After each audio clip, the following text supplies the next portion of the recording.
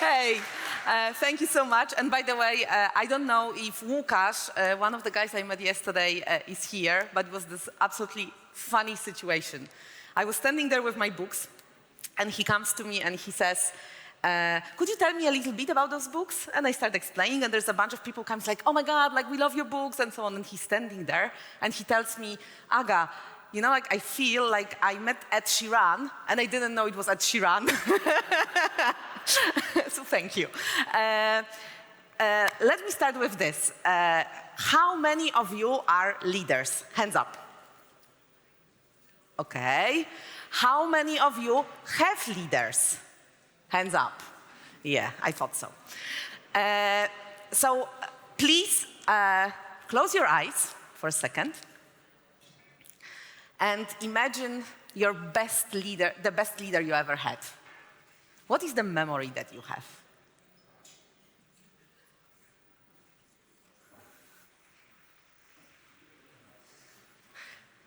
And now imagine the worst leader you ever had. What is the memory?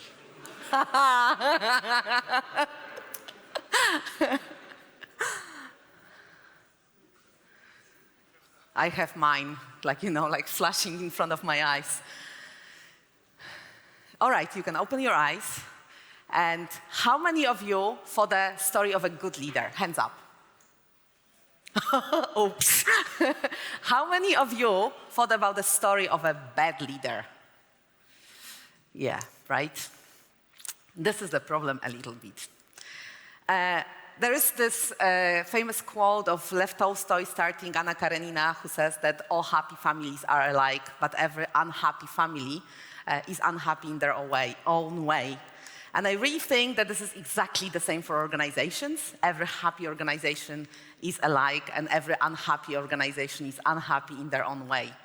And this is not because organizations are doomed to be bad, and you know, like we always complain about how things are not working. But the problem is that organizations, like families, are constructed out of people. And people have their own perspectives, their own culture, their own ideas of how things should work, their own expectations. And basically, when these things clash, you suddenly have conflicts. And this is where leadership is super, super important.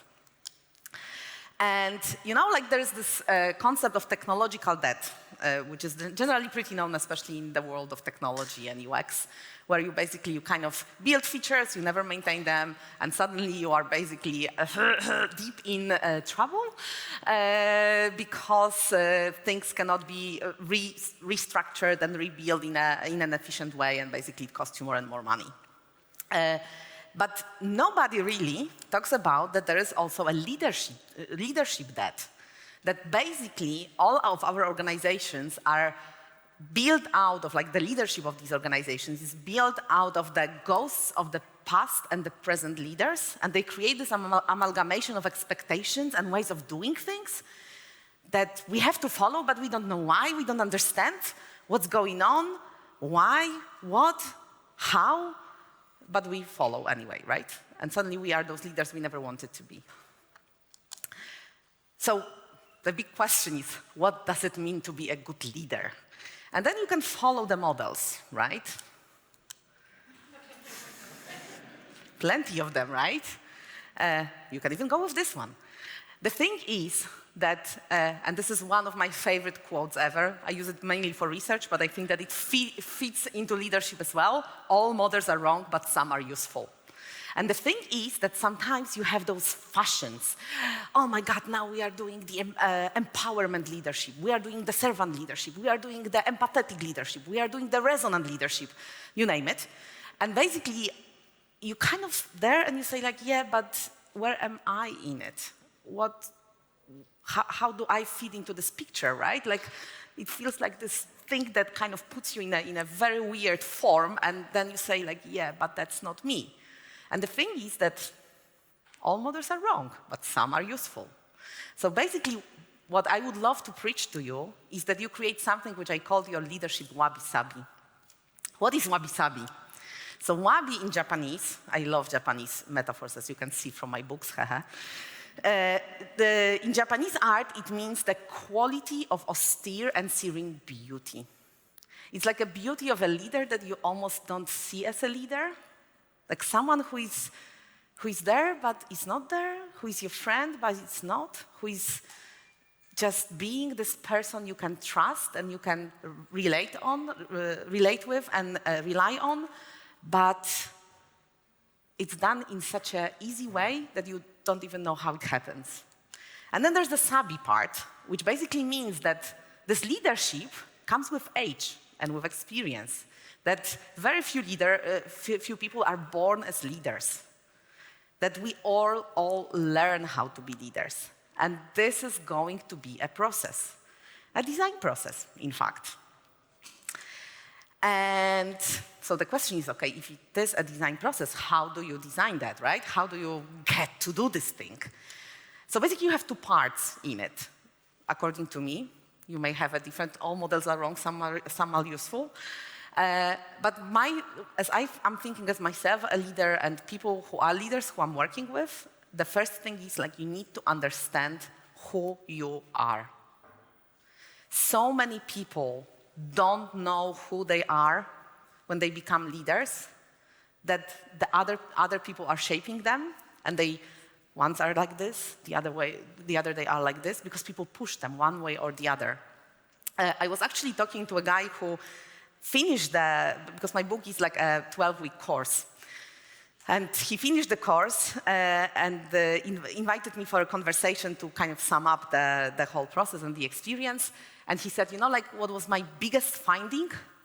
That as a leader, I really wanted people to like me. I wanted people to like me. And therefore, I wasn't a leader. I was just trying to please them. And I said, yeah, because you didn't know what kind of leader you want to be. I said, like, damn it, yes. So this is the first part. You need to know who you are. And then the other question, or the other part, is knowing how you are. So how you are with your organization, with your peers, with your superiors, and with your teams. And if you know that, and you are able to set the boundaries, and you are able to build an environment that actually makes you be happy, because leadership can be a happy job. I don't think that a lot of leaders believe that, but it can be. But then you need to understand that you have to create an environment in which you are feeling good. And again, all organizations, or most of the organizations, are not very happy places because they are constructed out of people. So your team and your group of people is the place where you can actually build that place which you want and like coming into. And then you can together, go and either fight or change the rest of the organization. Both ways are sometimes working. So what I would love to invite you to, I would love to invite you to a little experiment, because the whole idea is that if you want to build your leadership, you cannot do it by reading books.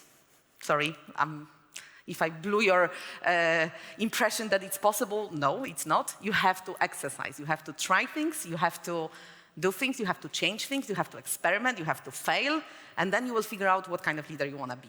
So what I would love to do with you guys, and this is the first time I'm ever doing this, so I'm shitless scared, sorry. But I would love you, if you have a pen and paper, to grab pen and paper. Those who don't have, it's no problem, but pen and paper helps. But if you don't, again, no worries. So I would like to ask you this question. No, first I say, like, there's something, a concept that I'm talking about which I love, which is rational and irrational beliefs. So rational beliefs are beliefs that we believe in, things that we believe in, that have some anchor in reality, that they actually make sense in real world. Irrational beliefs are beliefs that we have, all of us have them, but they have absolutely no anchor in reality. They are based on our culture, on the ways we were raised, on our schools, on some things that happened to us that may never been anything important, but they made an impression on us, and therefore we suffer from them. So basically, some examples of it are, I'm too young. Who feels I'm too young or too old? I'm a woman, I'm a man, I'm a transgender. I'm not enough skilled or enough educated. I'm too skilled or too educated. I didn't hear that one, but probably happens. I'm not a native speaker. That was my problem for a very long time. I'm not strong enough. I am not going to be able to go and fight all these people in the organization and so on. So there's like plenty of these things that we tell ourselves about who we are. So now the pen and paper. So I would like you to think of an issue that angers you the most as a leader, if you are a leader, or angers you the most in your leader. Have it in mind if you don't write it. Don't change it during the exercise.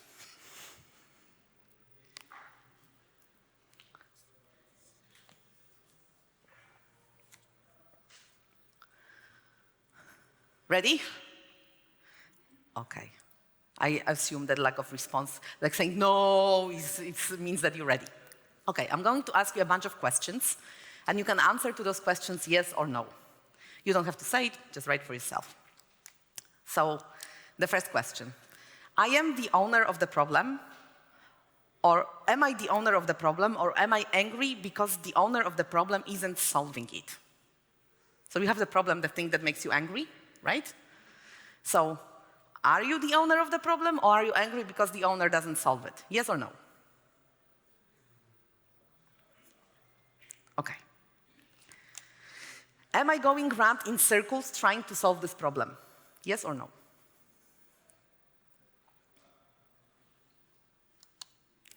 Is there something in me that keeps me from taking the necessary action? Yes or no? Am I bothered by the thoughts of what I or others should do, act like, think, or feel?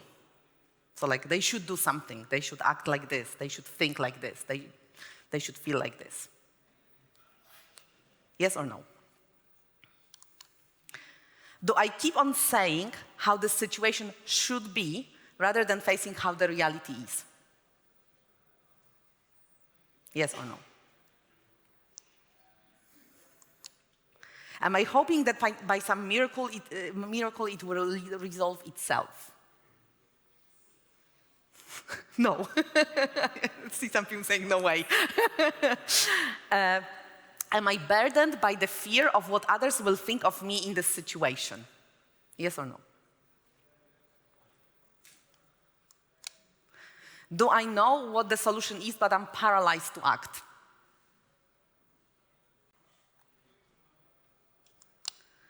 Do I find myself using a lot of yes buts in discussing this problem?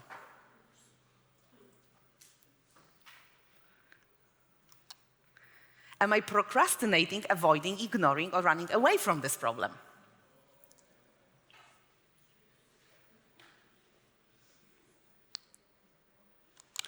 And the final one. Is this problem causing much distress in me and others, and yet I cannot resolve it?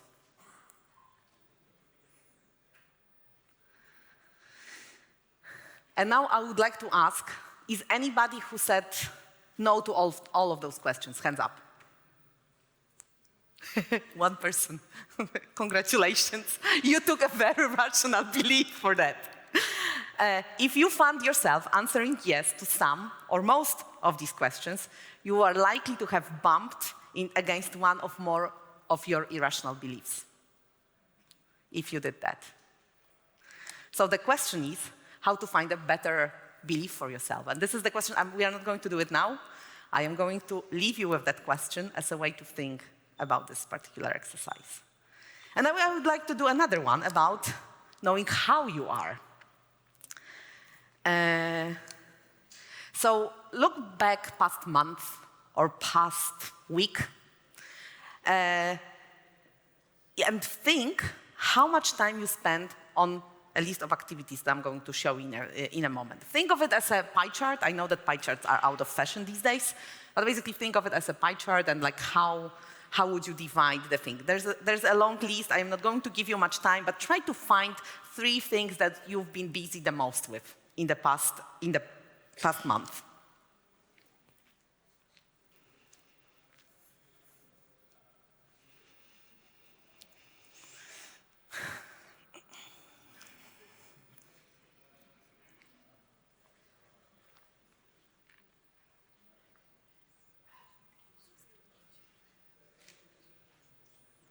Okay.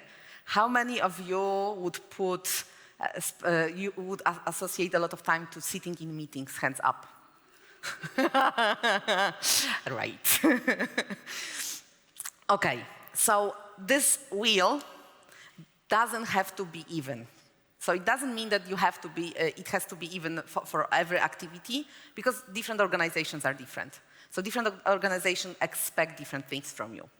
And it also depends on what kind of leadership you design for yourself. So I actually had a guy who also did the program, and he called me and he said, after doing this particular exercise, I deleted all meetings in my calendar, absolutely all of them. And I only set up the meetings with my team, because they are supposed to meet with the rest organization. I'm supposed to support them. And he said, suddenly he had plenty of time thinking about strategy, about the things that he has to organize, the things that he has to arrange for his team, how to support his team. Because he said, it's not me fighting those battles. They are fighting those battles. I'm the backstage for them. But there is a number of warnings in this wheel. So the first warning is, if you are a leader, I'm saying, because this is for leaders, if you're an expert, you should actually have this as a big part of your wheel. But if you're a leader, and if you find yourself spending a lot of time with content, it means that you are managing the projects, not your people. And the job of a leader is to lead people who do the job. It's not about doing the job. And honestly, that's why I will never be a leader or a manager in a big organization, because I love doing projects. So I just cannot get my hands out of content. So I know that I shouldn't really be a leader, on a big scale for a lot of people, because I will always have an opinion. Then the second thing is, if you have a lot of time dedicated on other activities, so whatever they are, the other activities, it probably means that you are spreading yourself too thin. So basically, you are doing a lot of things and you are not focusing on anything. And the problem with multitasking and not focusing on one thing is that you are not doing anything either good or fast. So basically, this is the challenge there. Then there is another one, when you spend a lot of time doing politics and sitting in meetings. Because that means that the organizational culture is very unhealthy. Because, of course, meetings are necessary, especially if you work remotely, because you have to synchronize with people. But if this is all about meetings, it means that everything has to be discussed by committee, and often these things are mediocre, very slow, and not leading very much anywhere.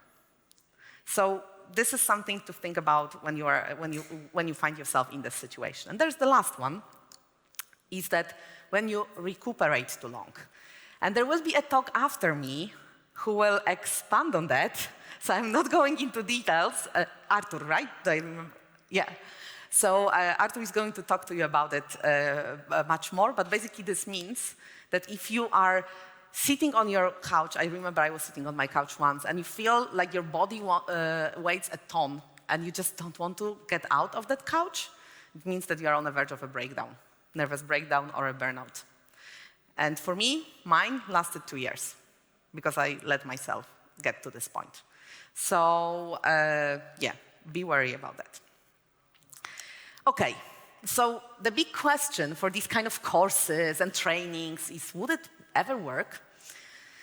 And when the book came out, was out published in the market, a client of mine came and said, Aga, I want you to create a course for us. And I want you to do it, we are going to do it as a pilot, so a small group of people, but we are going to run it in a big, big organization, and let's see whether it makes any effect on people. I am not going to go into details of the course itself, but I just want to show you the frame for it. So basically, the idea was that it was an opening workshop which was physical. There were 13 people participating. The physical workshop was a lot about who you want to be as a leader, because then people could discuss it, in an intimate environment, and that really helped them. Then there was 6 online modules. The online modules, one module lasted for 2 weeks. There was an opening session which lasted 3 hours with a power speech. There was an accountability session, and there was the closing session, and it was also based on additional material, so people were reading the chapters, but also reading extra stuff. And then there was a closing workshop where people were reflecting on the whole process and basically creating ways to sustain this change that they felt in the future.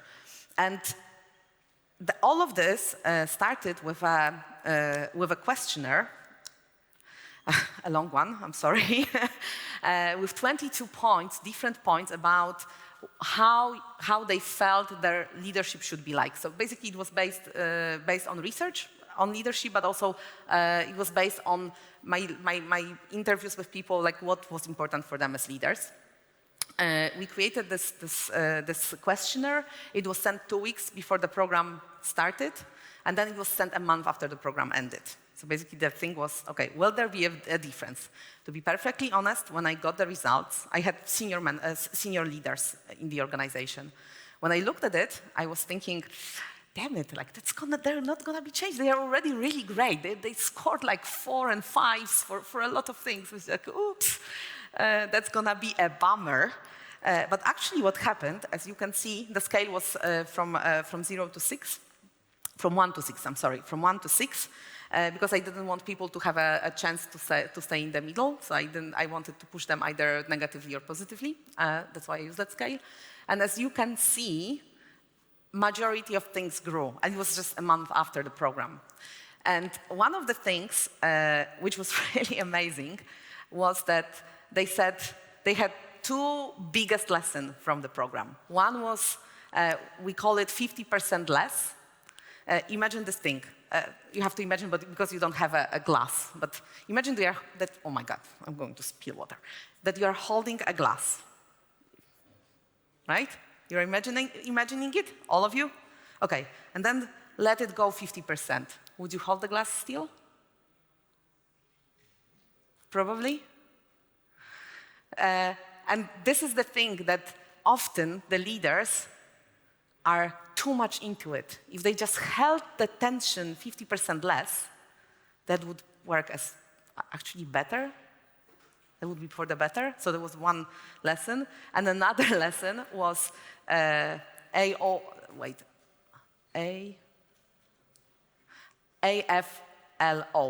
Do you know this abbreviation?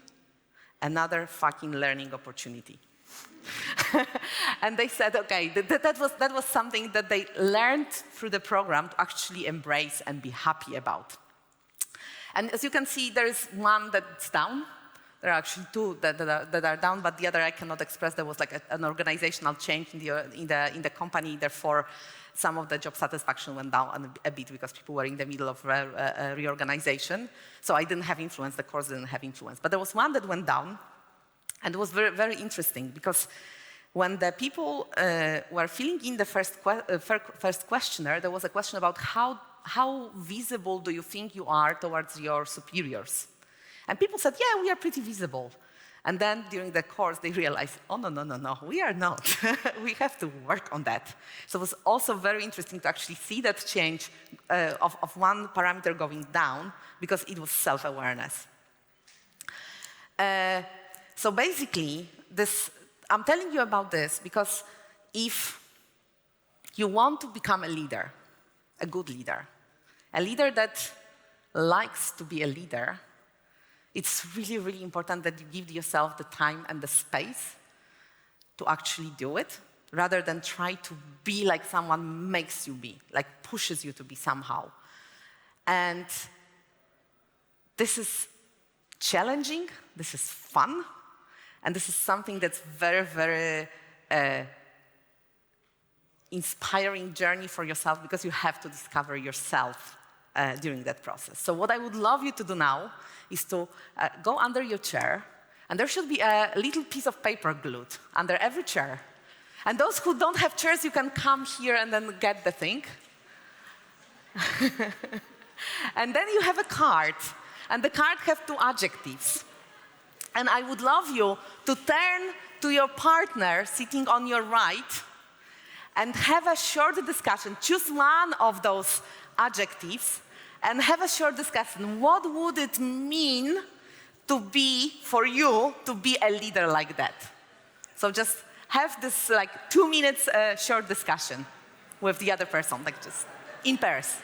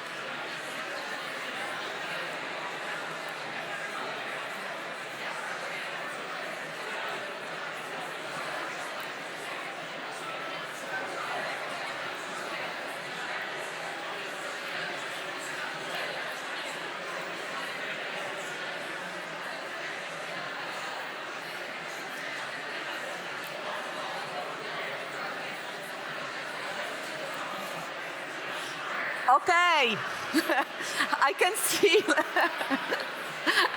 Can I have your attention again? You can continue afterwards. Can I still have your attention? Woo, woo. Woo. Oh, okay. Apart from the thing that I showed you in the previous slide with the graph that people changed, what happened, which is really interesting. I was actually yesterday talking to a friend of mine, and I was telling him about this program, and he said, like, please tell it out loud, like to everybody, what happened. So I said, at first I was thinking, like, oh, should I say it? But then I said, yeah, probably I can. So, like I said, it was just 13 people. It was like a pilot. So, one person quit the job. Completely said, this is not an organization for me. One person quit being a leader. This person, they said, I'm an expert and I don't want to be a leader. I want to be an expert and leadership makes me unhappy. One person said, I don't want to be a leader at the higher level. Actually, this person got a proposal to go higher, and they said that they are not going to accept that offer, but they are happy to help mentor the person who will be chosen for that role, because they just don't want that role. 5 people applied for a promotion, 3 people got the promotion. And actually, I was talking to one of the people who got the promotion, and I asked, it's a lady, I asked her whether this whole program helped her to make that decision. And she said, honestly, it made me ask all the right questions, including the one, why do I want that promotion? Do I want it because my parents expected me to have it? Do I want it because it will make me feel that I'm more important? Or do I want it because I really want to change something? And she said that she had a really, really hard conversation with herself, a lot of mirror talking, to actually answer those questions before she accepted the promotion. So if you decide to go and work with yourself, and I'm not saying that you have to do it with my book. You can do it with all the models that you have, and just treat them as a hypothesis that you need to test, that something that you can experiment with, that you can try and do something about it and ask yourself, does it fit me or is it not for me really? Because I'm not that person. And if you do all of that, you will find answers to questions that can be many of those questions that I just told you about from the participants of my study. But there's one last thing that I wanted to share with you. If you decide to go on a leadership discovery journey with yourself, it's practically impossible to do it if you have a full-time job. because you won't have the time for it, right? Nobody's going to offload you from the present tasks. So with this particular program, we did one thing that worked amazingly well, and I would highly recommend it to all of you. We actually made an agreement with the boss. And the bosses of the people who participated, they actually co-created this agreement with us. And before we started the program, this thing was like, there was like a Miro board, which I synthesized into those points that you can see here. And no person was allowed to participate in the program unless they had it signed by their boss. It was actually a ticket to enter the workshop. And they said that it gave them the power to say to the bosses, like I said, there was a reorganization going on during the time of the program. So as you can imagine, things were difficult, hectic, and not very prone to allowing for a leadership experimentation. But still, whenever they said, hey, but we made this agreement, they would be given the time and the space to actually do the things. Thank you so much.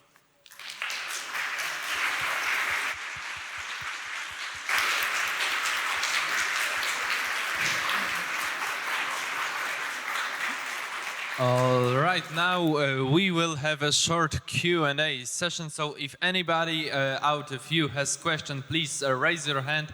I will approach you with a microphone. I also remind those of you joining us online via the stream that you can ask the questions on Slido, or maybe people from the room, if you're feeling shy, you can, instead of talking, write them down in the Slido in our app, and I will read those questions out loud.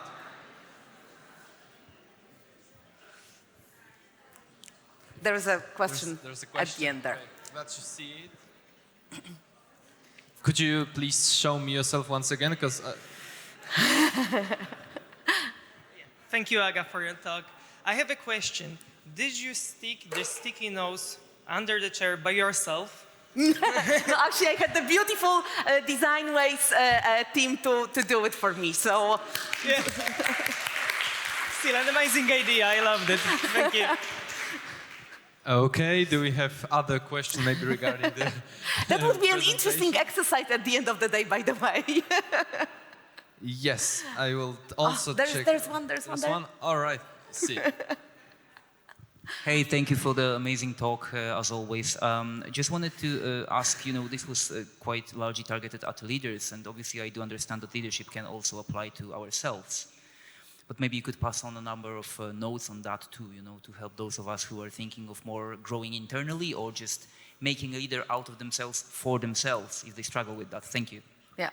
So actually, when I was writing the book, so I knew what I wanted to say there, but this is like an inspiration, provocation, and the practical part. So I actually invited a bunch of people from across the world to test the exercises for me.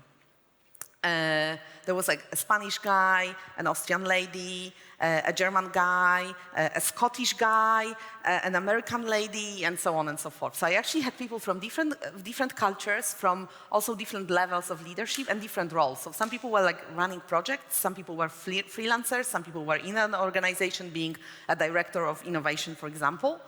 Some of them, my American friend she was a designer, like a principal designer. And they went through the program, and by the way, a funny thing that not many people know, when I started writing, there was like twice as many exercises for each chapter. And they wrote to me after chapter number 3, "You are insane." Cut them in half. So first they said like divide them in core and extras, which happened, and they said like halve them in half anyway, because like it's far too much, like nobody's ever going to have the time to do them all. So actually I have another document with like a lot of exercises that I never used for the book. But then I've got these different people being there, and I wanted to share with you 2 stories. One story was of a lady. She's responsible for building some of the most luxury hotels in the world. And she was starting so basically she's a woman in her 50s. She has to deal with architects, construction people, people like the owners who are usually extremely wealthy and therefore having a lot of expectations of how things should be. And when she was going into the process, she said, Aga, I wanted to become a monk, a Tibetan monk. Like, I wanted to drop it all and just say, like, I'm done with this world. I'm never going to do it again. After the program, she wrote to me, I'm not only running this project, but I'm having fun running this project. Like, suddenly she found all the ways of talking to people. So it wasn't really a leader in an organization. She was building a temporary organization around herself with a lot of different people, and she was running that. But the other guy, he was a freelancer. So actually, he worked for a big consulting. He quit this consulting with a bunch of people. They created their own agency, and it wasn't working for him. So he was like kind of stuck, like, should I leave? But will I have the power to create my own thing? There was a lot of questions and doubts in him when he was starting. And when he finished, he quit. He started doing his own thing. He's Spanish, and he's working with winemakers, like designing experiences for them. Like, that's a pretty good job. But what he told me at the end, and this is to your point, Wojtek, that like the book was really great for me as a person who leads myself and makes decisions that fit myself. But actually, it worked the most for me in a relationship to my teenage sons. So actually, he said that he understood how to be a leader, father leader, for his teenage sons. And he said the relationship changed a lot during that time. So I hope that answers the question. All right, do we have any more questions here? I think that we do.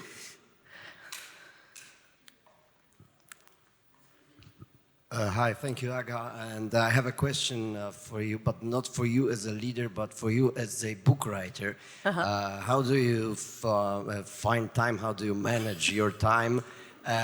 Being a leader, running things and whatnot, and writing books. I keep on coming back to chapter 5 of my book, which is about time management. No, but seriously, there is a very famous quote. There's a conversation between Warren Buffett and Bill Gates, recorded many, many years ago. You can find it as a really tiny snippet on YouTube. And Gates is telling the story how Microsoft just took off and became really well-known, like really successful. And he was running from one meeting to another. And he was like busy from 6 a.m. in the morning to 10 p.m. in the evening. And then Warren Buffett came to him. He was mentoring Gates at the time. And he showed him his calendar. And in this calendar, which was paper calendar, were maybe 2 meetings in a week. And he said, Warren to Gates said, busy is the new stupid. And he said, if you have a calendar filled in from the morning to the evening, it means that other people running your time and not you running your time. And your job as a leader is to run your own time so people can learn from you how to run their time. So actually, when I was working a lot with the CEO of Play, previous CEO of Play, Jørgen Bang Jensen. And Jørgen had one rule. He would say, Aga, I would have 5 meetings a day, most, tops, and each of them would be half an hour. Of course, if there was like a supervisory board coming or something like this, it would be much busier. But otherwise, he would only have 5 half-an-hour scheduled meetings. So the rest was for me to walk around and deal with the things that I found important. So to your point, I love writing. And I said to myself, okay, am I running my calendar or are others running my calendar? So I've decided that I prioritize writing, and then I build other things around writing. So when I was writing the umami strategy, I was collaborating with Orange at the time, and I told them that on Tuesdays and Thursdays, until 2 p.m., nobody dared to call me. If you call me, you're going to be banned to calling me for the next week. No, it wasn't that hard. But basically, people knew, and I made it very explicit, that there is like no... I will not respond. I will have my phone switched off, I would have my mail switched off, and I'm just not going to do it. And basically, this gave me the power to create those pockets of time for myself. I write in the morning, so I'm the morning writer.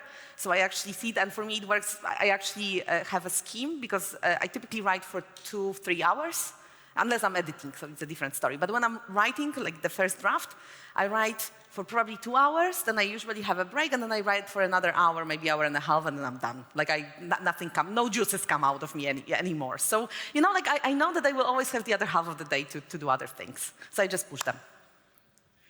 So if I understand you correctly, this is a part of your normal day-to-day job, not as like a side hustle or something. Like you have to, take some chunks of your time from the evening and, put your baby to bed or something, and then just write for 1 hour or 2 hours. You just do it as your job.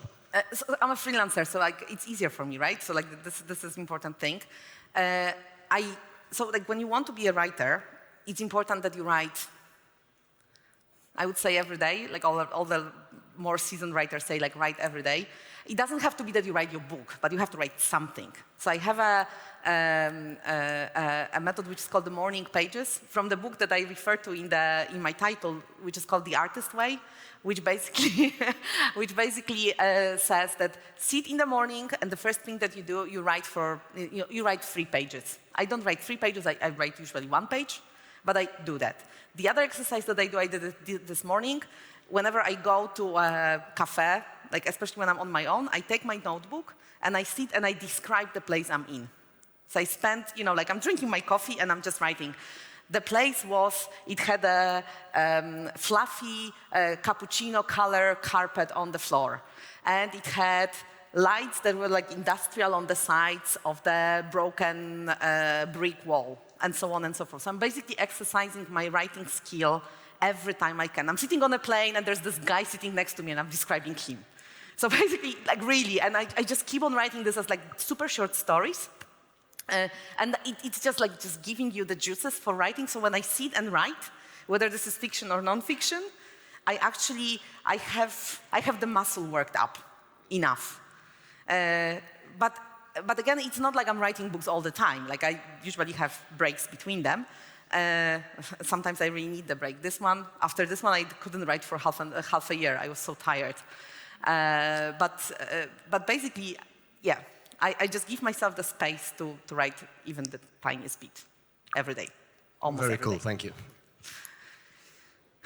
Okay, I think we have time for one more question. I see the one in behind.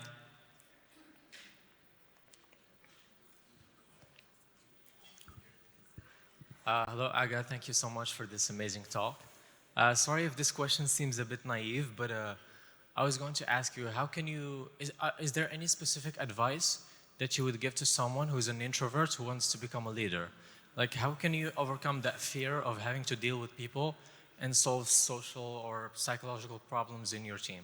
This is a beautiful question. Thank you for that. Actually, I know that it's not very visible for me, but I'm actually a very introvert. My family, we call ourselves choleric introverts. We have a lot of energy, but we recuperate in silence away from everybody. And I think, and maybe I'm biased because please take it with a pinch of salt, but I think that actually introverts make the best leaders. You know why? There are 2 reasons for that. One is that they have to maintain their energy. So there's no escape for them. They cannot run on energy from others. So they will always have the space for themselves, and they teach other people how to better manage their time.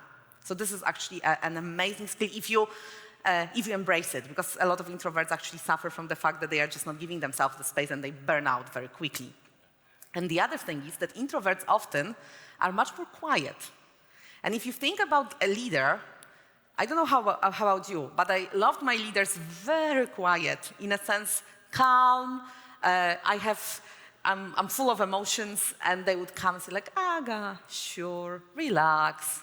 So actually introverts, a lot of them have this ability not to mirror the emotions of the other person, but because they need the space for themselves to be quite calm, because otherwise they just cannot function.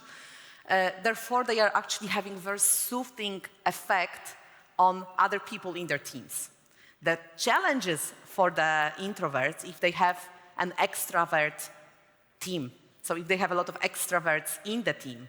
But then, my suggestion is always come out, tell to them, guys, I know that we are functioning in a certain way, I function differently. Set your rules. Actually, there's an amazing exercise a friend of mine told me. She's in Bahrain, she's running an NGO, and she said that she sat with her team, and all of them created something which she called a work manifesto. So like 5 principles of how I want to work. Some people want to work in the morning, some people want to work in the evening, some people have to have quiet time, some people want to be with other people all the time, and so on and so forth. Some want to work individually, some want to collaborate. If you write those rules for yourself and you say, these are my rules, this is how I work, this is where I thrive and I'm the best person for the job, and then you discuss this and you agree how you are interfacing between each other, suddenly there's no problem for an introvert to be a leader, right? So I hope that that helps. Thank you very much. That helps a lot. Yeah. Can I have one question? Because, like I always have this thing that men are quicker to ask questions than women. And I would love one question from a woman, please. Nothing against the questions from men, I love them. Thank you. But I just think that we should also keep on asking questions. Aga, thank you for the lecture. I needed to hear something. So personal thank you for saying those things that I needed to hear. And I want to be you when I grow up. So really thank you. And my question is, 5 top traits of a good leader from your perspective. I will escape into the typical designer answer. It depends. I am not going to answer that, sorry. For me, but I can only say for me, like I loved my bosses to give me all the space for doing my things. I just love that. But actually, some of my friends hated that. I had a boss, my first boss, who would give me all the space, and some people disliked that, and I loved it. He was one of my best bosses ever. The other thing is he has to be quiet and calm. This is something that, especially when you come from user research or studies with users and so on, I absorb a lot of emotions because I'm quite empathetic. So, basically, I have to kind of offload it somewhere, and a quiet boss really helps with that. And the third thing was that I always wanted to a boss who understands how much I need to know, because if bosses tell you not enough, then everybody gossips. And then you know too much, but it's never quite the truth. If the bosses tell you everything, they actually load on you the weight of the responsibility for the company or for the things that are happening. And there's a balance there. And my bosses, a lot of my bosses, I was very lucky. I was very unlucky and very lucky with my bosses. I had terrible bosses and great bosses in my life. And the great bosses, they always knew that. And I love them for this.